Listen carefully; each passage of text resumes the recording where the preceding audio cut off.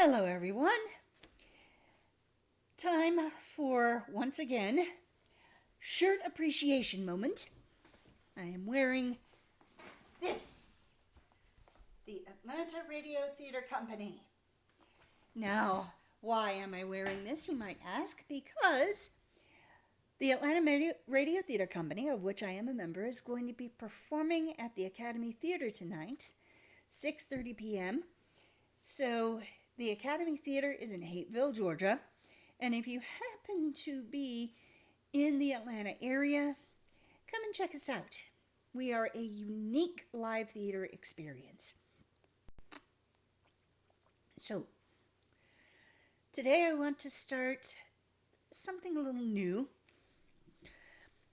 My 1930s highlights. So, I mentioned that I have seen 244 movies made between the year 1930 and 1939. That's a lot of movies. And I counted everything from favorites that I've seen multiple times to movies I was just curious about. Oh, I wonder what this is like, and then only watched once and never bothered with again. 244 films. So I wanted to go through and just highlight some of my favorites of the decade. And I'm going to go year by year. We'll start off that way. And then by the time I've gone year by year, I will be ready for hopefully a final ranking. Go try to come up with a top 20 films of the 1930s. So let's start with 1930. 1930 was not a very strong year for films because talkies were new, and in terms of technology, a lot of the bugs were still being worked out, so you got a lot of rather flat, uninvolving films. But there were at least a few that stood out as being compelling cinema that I think people can still watch and enjoy today. Now, of all the years of the 1930s, I have seen the fewest number of films from 1930. In fact, I've only seen 4 films made during that year. The Unholy Three, which I saw as a fan of Lon Chaney, and The Unholy Three, which was a remake of a 1925 silent film, is Lon Chaney's only talkie. So, being a Chaney fan and a film history enthusiast, I felt like I needed to see this film. And I saw it. And it is not as good as the original 1925 film.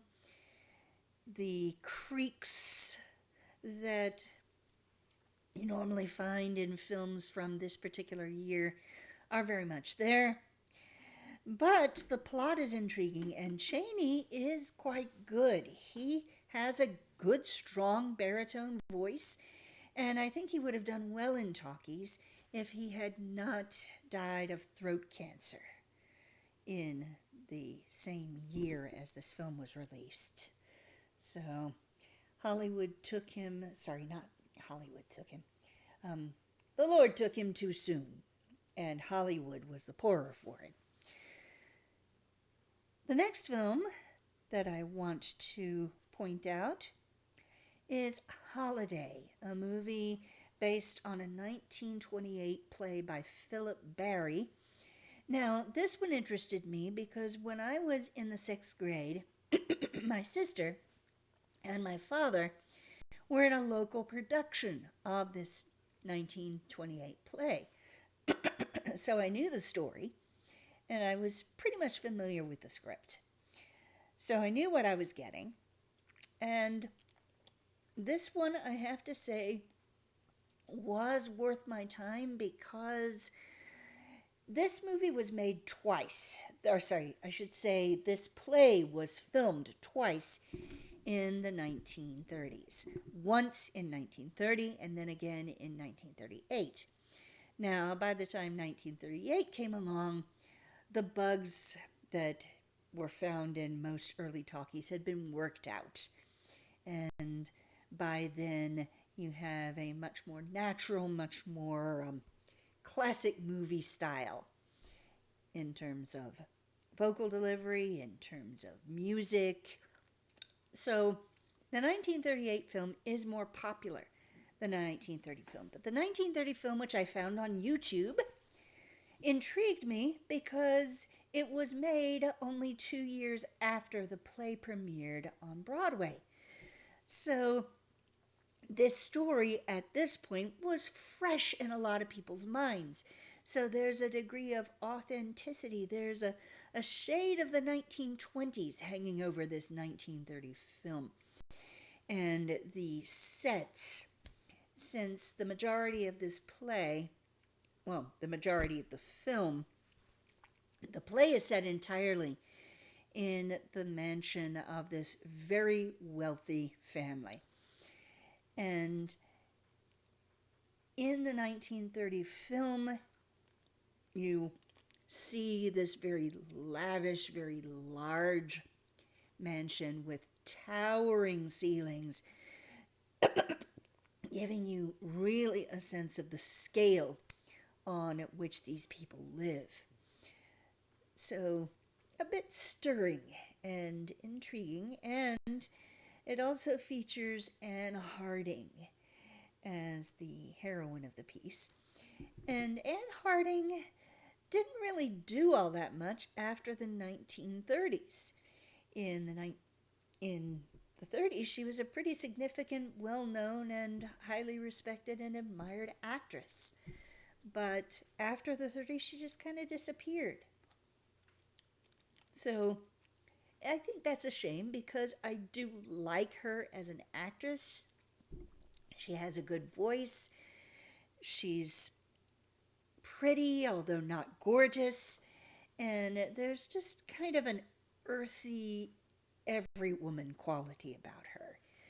She strikes me as rather uniquely likable. And of course, she often played tragic heroines in movies from this decade.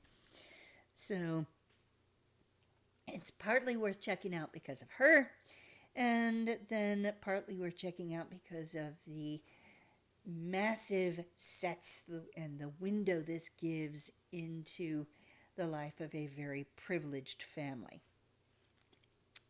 Then there's The Big House. The Big House is the first prison film of the decade.